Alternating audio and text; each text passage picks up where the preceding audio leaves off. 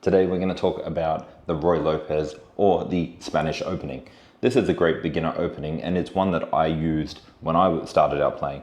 However, it's also a great opening for advanced players too, as it has a lot of theoretical knowledge that you need to learn throughout your chess career. The opening starts with e4, e5, knight f3 attacking the pawn, knight to c6 defending the pawn, and unlike the Italian game, the bishop comes to b5 instead of c4. So that's bishop to b5 attacking the knight. You'll notice that it's attacking the knight, which is defending the pawn. Now we're going to go through two variations today. The first one is putting question to that bishop on whether it wants to take the knight.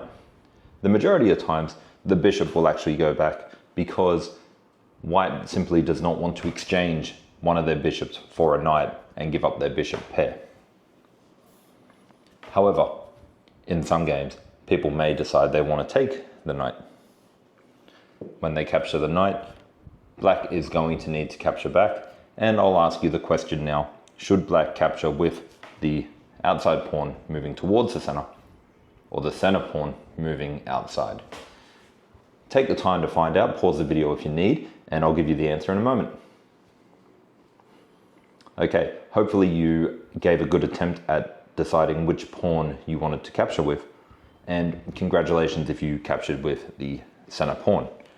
Now that might go against some logic of moving your pieces towards the center, but there's good reason for this one.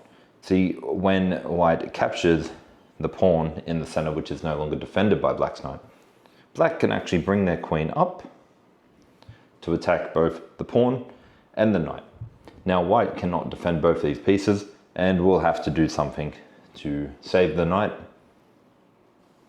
Black will come in, take the pawn, white will defend, they could exchange, and then we play chess. Now the advantage for black here is they still have the bishop pair, and their development honestly looks a little bit better than white's development. Another strong point about the Ruy Lopez opening is after white's third move, they're already ready to castle for some quick development. That's what makes this opening so appealing, especially to people like me when I was a new player, is just getting that development ready to move on. So black goes for the attack on the bishop.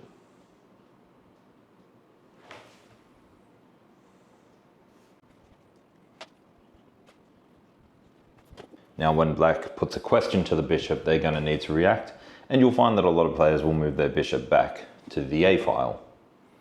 We don't need to chase the bishop yet, we can continue our development.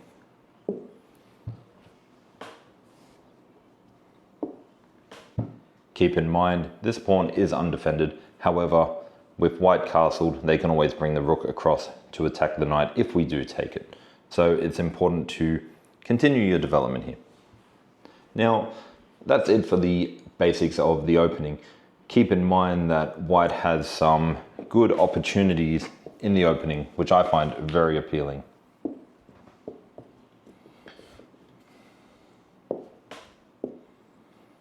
So they've got their early castling.